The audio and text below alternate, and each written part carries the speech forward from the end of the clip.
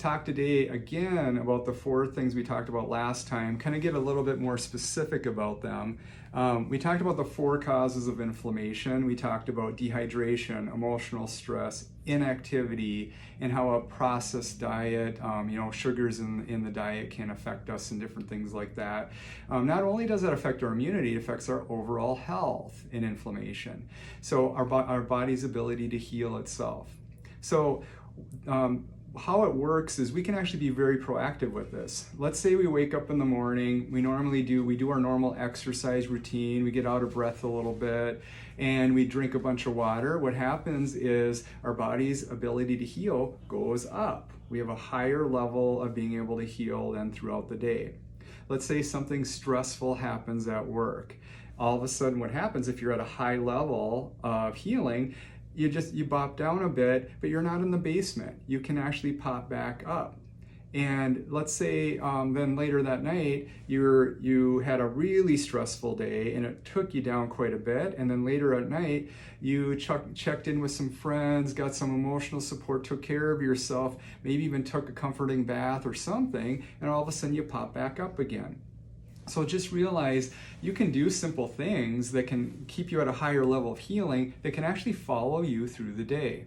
Okay, so that's why these things are important, why we keep talking about them.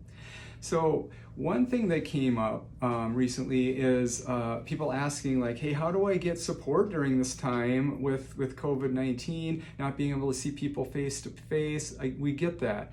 Well, that's where, you can pick up the phone. We always joke about how sometimes when you're having a really hard time, the phone is the heaviest thing in your house, Well, this is the time to build some relationships with people that you trust, that can be supportive for you for different things.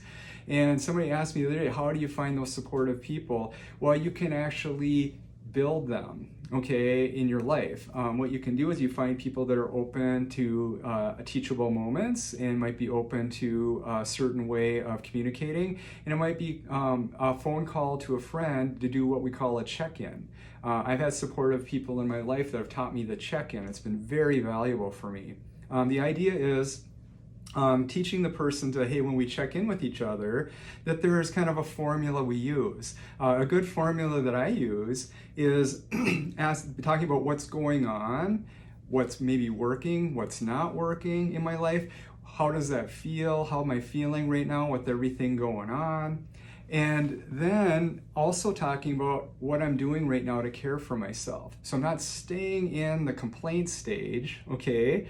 Everybody needs to have a complaint stage or telling, hey, what's going on? It's not bad.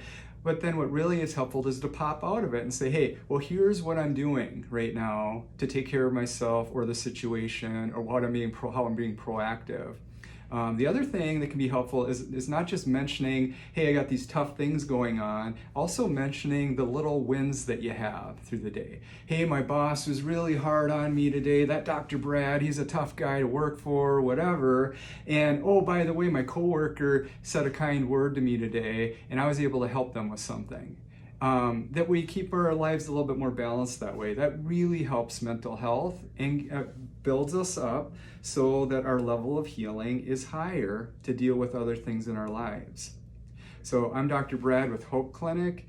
We help people find healthcare options that work. Thanks for being with me.